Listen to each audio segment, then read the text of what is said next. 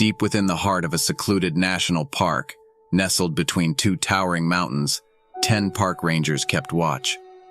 5 women and 5 men, hardened by the harshness of the wilderness and the isolation that came with their duty. Few outsiders dared to venture into the park, a place where heavy snowfall blanketed the land for most of the year. The rangers' small station stood as a lone beacon in the desolate landscape. One night, as the moon hung low in the sky, a ranger named Mark ventured outside to check the perimeter. The bitter cold clawed at his skin, his breath escaping in frosty puffs. He paused, his senses on high alert, as a distant noise reached his ears. Welcome back, thrill seekers. This week we are spotlighting the top park ranger stories from the year 1983.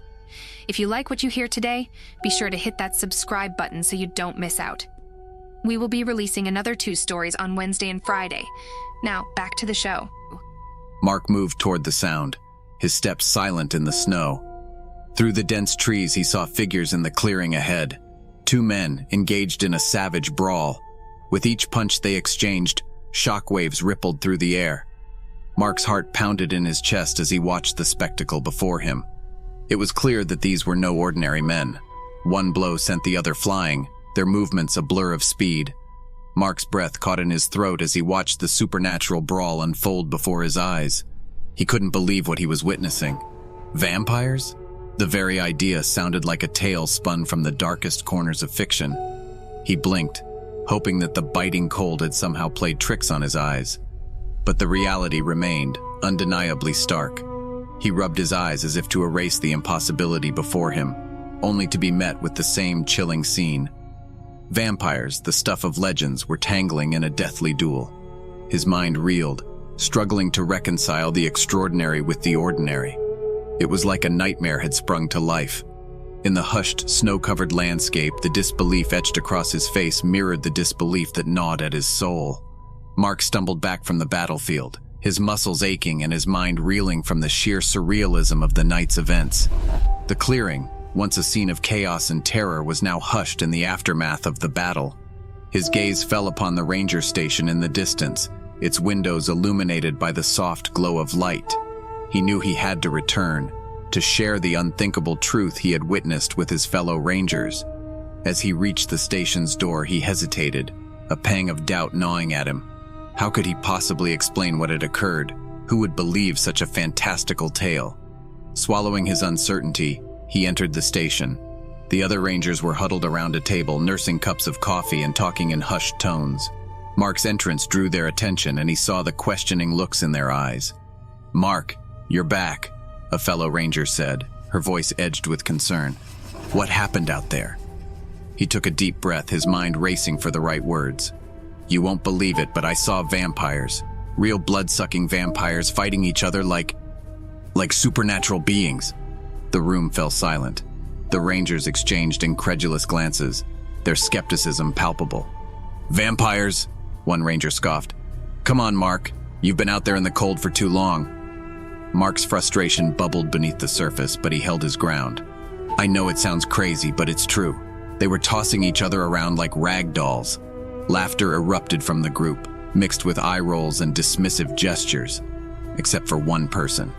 Sarah, their leader, sat at the head of the table, her expression pensive as she regarded Mark. She remained silent, her gaze unyielding.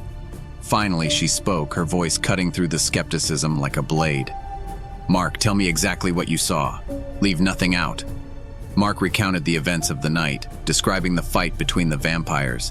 He held nothing back, his words pouring out in a rush as he relived the horror. When he finished, there was silence in the room. The other rangers exchanged uneasy glances, unsure of how to react. But Sarah's gaze remained fixed on Mark, her eyes flickering with a mixture of concern and understanding. "I believe you, Mark," she said firmly, her words resonating in the room. "Whether it's vampires or something else, the fact remains that we have an unprecedented threat on our hands. Our duty is to protect this land and its people. Pack your gear. We're going back out there to confront whatever's out there." Mark's heart surged with a mix of relief and determination. He nodded at Sarah, gratitude welling up within him. It didn't matter that the others didn't believe him yet. He had someone in his corner who understood the gravity of the situation, and together, they would face the unimaginable horrors that lurked in the shadows of the national park. The rangers gathered their equipment and prepared to venture back into the wilderness. There, they each saw what Mark had seen: vampires. They were fighting each other with incredible strength, speed, and accuracy. As the rangers burst into the clearing, a tense silence fell over the battleground. The two vampires, their eyes smoldering like dying embers, turned their attention to the approaching rangers. A dangerous tension crackled in the air, the palpable hostility seeping into their bones. For a moment, the humans and vampires sized each other up, united by a mixture of fear and uncertainty. Sarah, her voice laced with a mixture of authority and incredulity, addressed the vampire combatants. "You've got a funny way of settling your disagreements." One of the vampires, Marcus, smirked, his teeth glinting in the moonlight. "Well, this land has borne witness to stranger things than you can imagine, human." The other vampire, Anton, his eyes gleaming with defiance, added, "We're fighting a battle that's older than time itself." "Enough," bellowed the lead ranger, Sarah. "You've done enough damage." The vampires regarded them with a mix of amusement and malice. One of them smirked, his lips curling to reveal unnaturally sharp fangs. "And what do you insignificant humans intend to do?" The rangers held their ground, their resolve unwavering. Sarah's eyes narrowed. "You've disrupted the peace of this land. If you continue, we won't hesitate to end this." Tensions in the clearing reached a boiling point as the vampires and park rangers stood ready to clash. The air crackled with hostility, the weight of centuries-old enmity hanging heavy between them.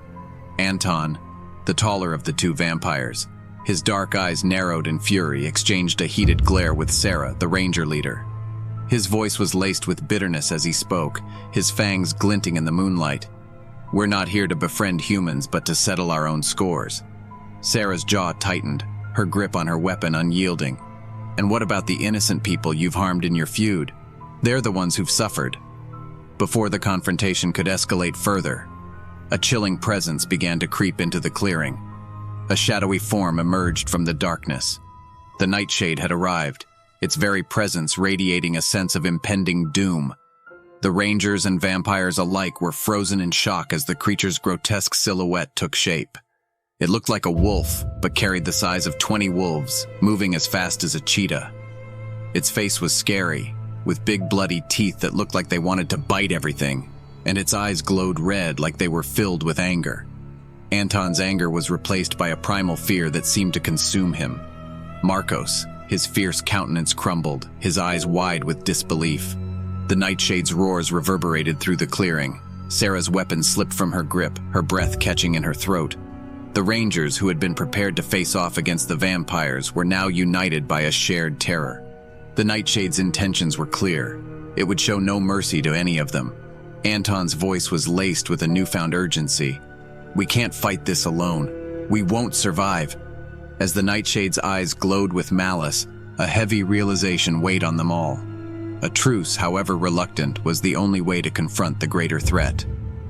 Anton turned his gaze to Sarah, a mixture of desperation and sincerity in his expression.